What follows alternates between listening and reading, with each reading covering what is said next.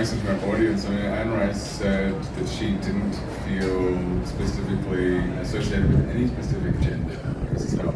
So whether or not it's predominantly women or whether it's mostly people who feel othered in some way, I think it's that the show and her work sort of speaks to that because she puts humanity, or the point of view, I think this point of view of the monster, of the witch, or the vampire, or the mummy, or whatever it is.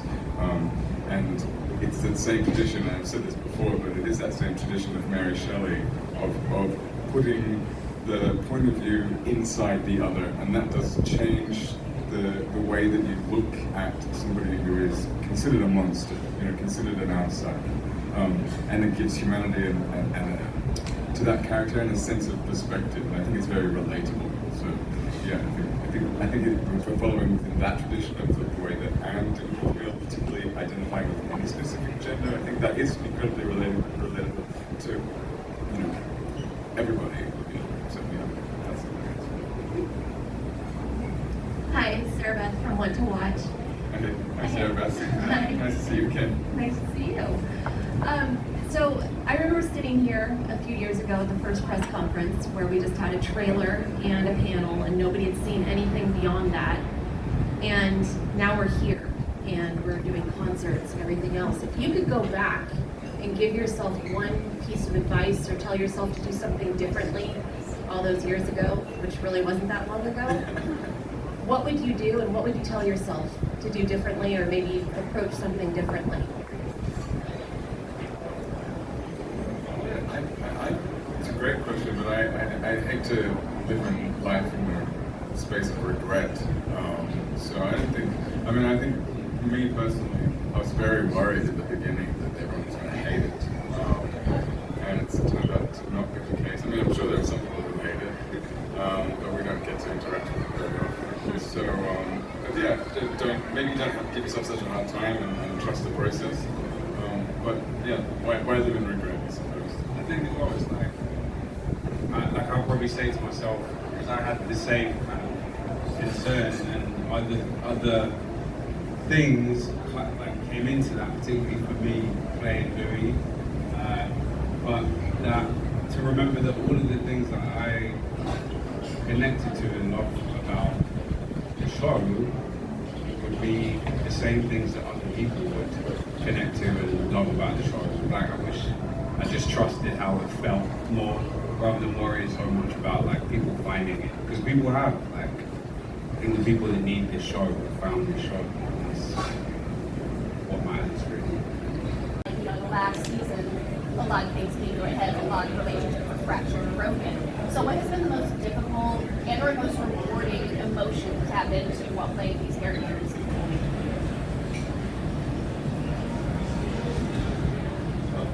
I'll answer that because I have a very specific part of the series of the last season. It was very difficult for me to go back when we're together in the room with the tree, and we keep going back, and then I finally realized what had actually happened.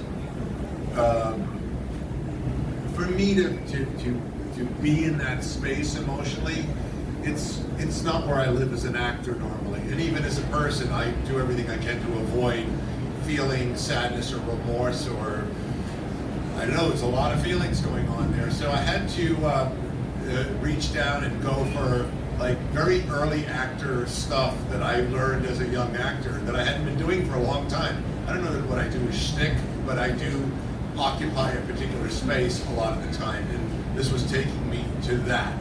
And so that was not only very difficult, but when it was all done, and I got the feeling that Roland was happy with it, then that was very rewarding for me.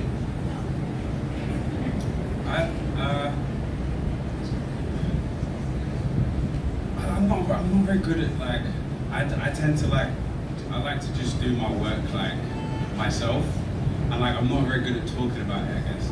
But however,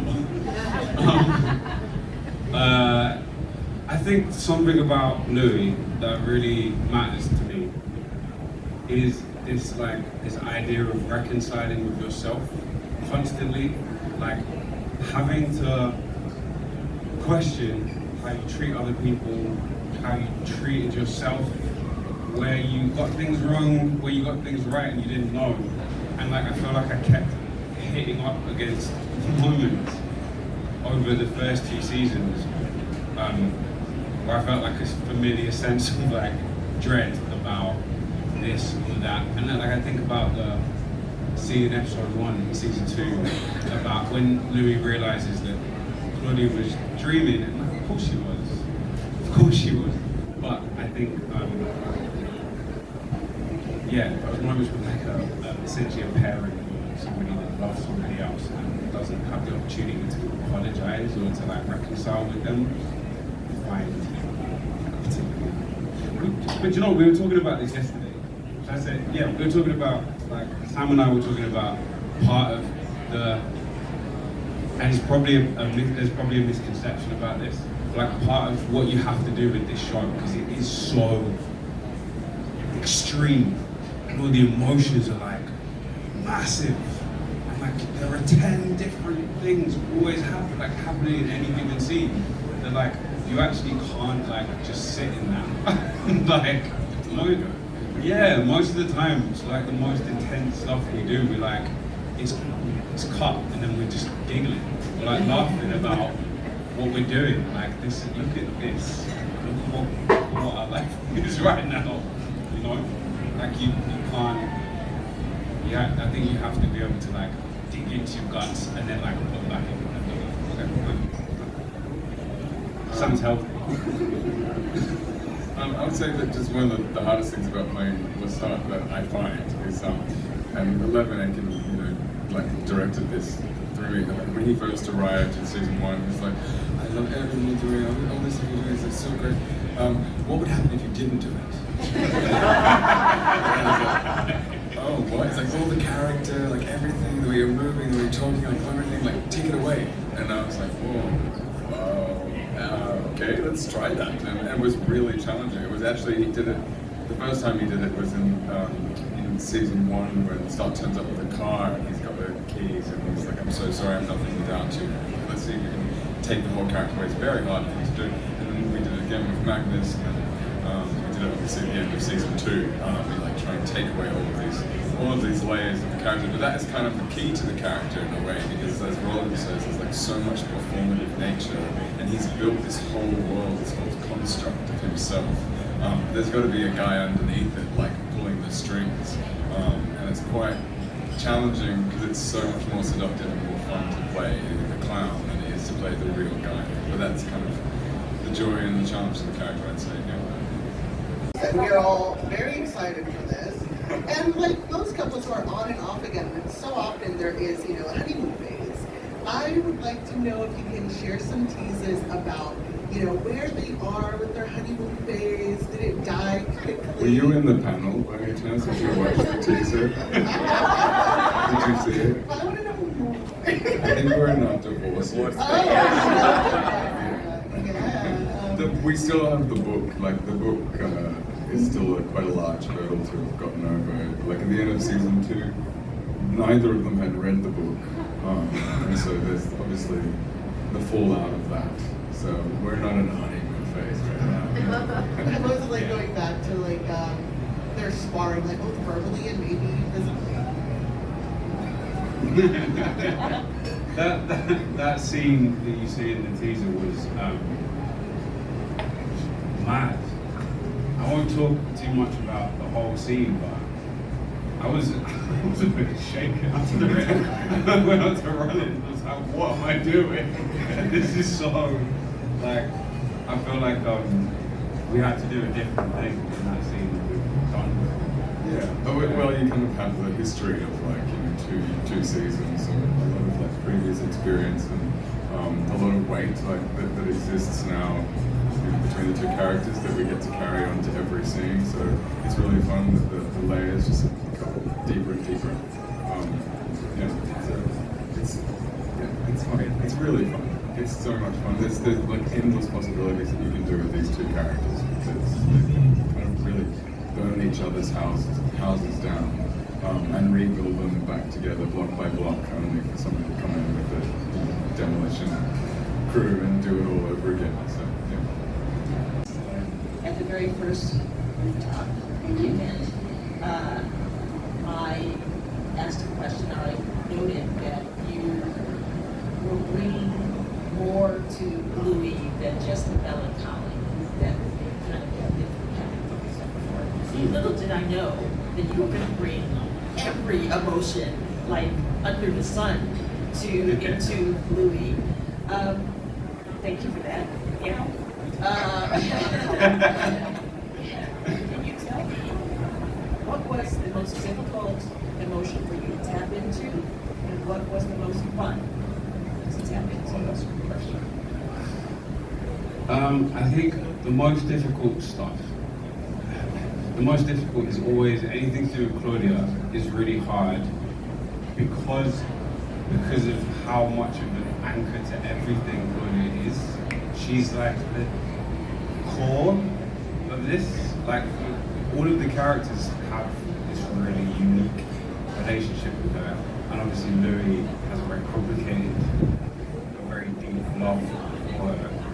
So anything to do with her was difficult, and also I'm a parent, so it's that stabs at something personal that I can't really like separate as well as I normally can.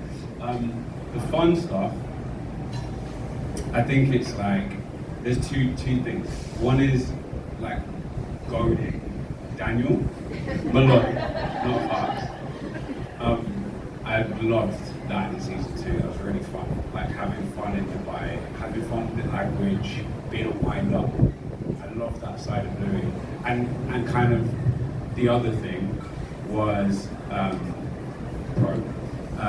the other thing was that with Lestat, like kind of unhinged Louis, anything you hadn't seen before in season 2, you hadn't seen Louis doing is always fun.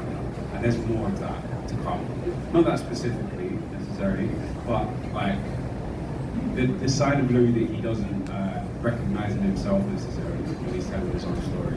I think that's fun. We just sort of spiraled out from there because not an Armand apologist, but my question is for Daniel. Obviously, in the show, we very famously have seen a Lestat song in season 1 made Louis so angry he had to swim a river and to confront him while he was with his mistress. But I'm wondering what maybe how the collaboration has unfolded, needing to make like full suites of rock songs for Lestat to sing, in addition to, you know, composing music and working on the show for this new season. it's been a whole different thing that we've been exploring this year. We haven't done before, and I've been in the writer's room and at production on set, which I also haven't done before because the music is such a huge part of season 3.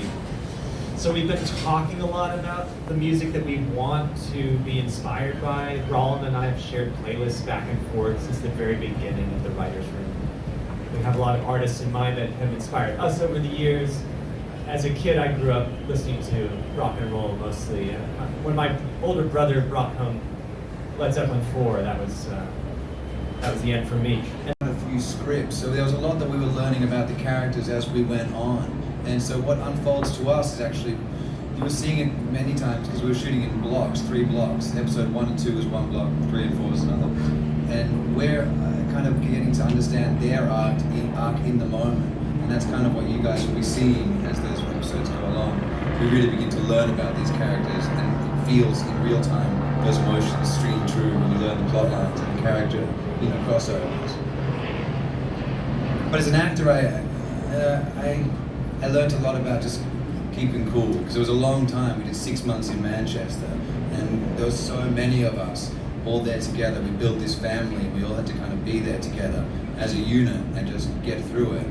And 1 episode every month is actually not a huge amount of time, so we were kind of working at quite rapid pace, especially under some difficult circumstances. 5 p.m. to 5 a.m. shooting schedules, as vampires do. So Yeah, I learned I really like normal, like I love sleeping at night.